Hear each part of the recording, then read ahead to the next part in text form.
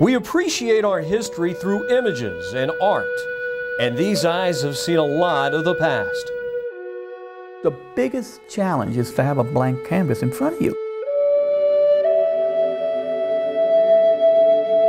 In this mainline studio, an artist whose name is forever linked with baseball continues his work, giving us a glimpse of the game's immortals. I think I consider myself first a baseball fan because that's what introduced me to America. Dick Perez, together with the tools of his game, brings back to life the faces of another era, images of men in uniforms, in a time well before the radar gun, when the world moved a little slower and we held our heroes a little closer. I was always drawing in cartoons and airplanes and baseball players and so forth, all in the margins of my notebooks and in papers and so forth. But it was just an activity that I had. It wasn't a something that I thought I would ever be doing for a living. Perez came to America when names like Williams and DiMaggio appeared daily in the box scores.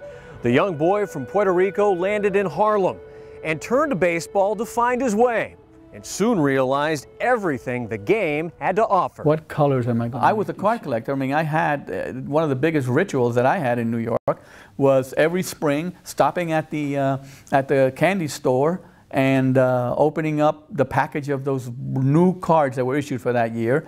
And it was a great feeling. Those cardboard heroes helped Perez get to a place where he could satisfy both his love for the game and forge a career. Most artists spend the rest of their lives trying to be a kid again. I've come somewhere, you know, I've come away from that little guy who really thought he was going to take over Mickey Mantle's spot when he retired. You know, it's not water. Today, Dick Perez never puts down his brush. When the Phillies needed someone to immortalize Roy Halladay's perfect game, they picked the perfect artist. Perez had been painting the annual Pride of the Phillies print for years, and he has this one dead red. The likeness is the last thing that I think of, because that you can work and get that. Ted Williams had a way, Mickey Mantle had a way, Hank Aaron had a way, Willie Mays had a way. They all had a certain body movement, a certain body aspect to them that was identifiable. That's all part of the ballet of the game. You don't have to stay within the lines like you did when you were a little kid in a coloring book. After more than 2 decades of working as the official artist for the National Baseball Hall of Fame, Perez has published a book, nearly 10 pounds of it, with more than 500 pieces of art, and one great lesson in history. I just think that that's a, you know, it's a 2-page spread like a poster in there. You rarely see Kai Cobb with a great smile. The first thing it is an art collection. And then it's a history, a visual history of the game.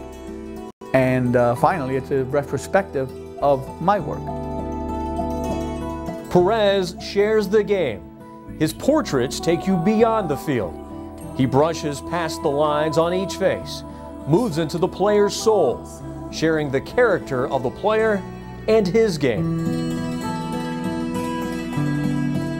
Baseball is filled with information for imagery. It's all there. I mean, there's no specific thing because, like you say, each painting is different. The man that wanted to be the next Mickey Mantle had to settle to become Dick Perez, the boy who learned about America by following a game and then captured its past in living color for all of us to see. It's generations that connect. I mean, there's that common thing, you know, a grandfather and a grandson, and there's this common thing they can talk about.